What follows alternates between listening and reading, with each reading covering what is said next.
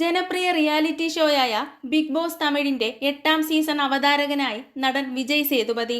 September 4-ന് Bigg Boss season 8ന്റെ ആദ്യ പ്രൊമോ പുറത്തിറങ്ങിയതോടെയാണ് കമൽഹാസന് പകരം ഷോ അവതാരകനായി വിജയ് സേതുപതി എത്തുമെന്നത് ഉറപ്പായത്.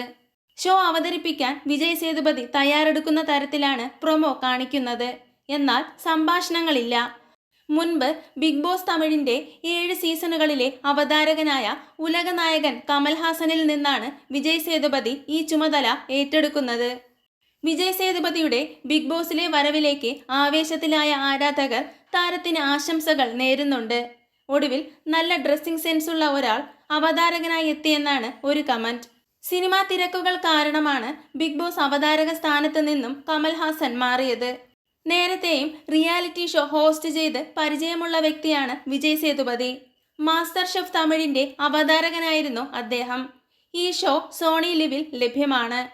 ഇതിന്റെ അനുഭവത്തിൽ കൂടിയാണ് ബിഗ് ബോസ് തമിഴിലേക്ക് അദ്ദേഹം എത്തുന്നത്. Bigg Boss Tamil season 8 Vijay TV ആണ് സംപ്രേഷണം ചെയ്യുന്നത്.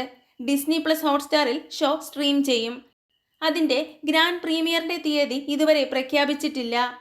ബോക്സ് ഓഫീസിൽ വൻ വിജയം നേടിയ മഹാരാജയാണ് വിജയ് സേതുപതി അഭിനയിച്ച അവസാന ചിത്രം. ചിത്രം ഇപ്പോൾ നെറ്റ്ഫ്ലിക്സിൽ ലഭ്യമാണ്.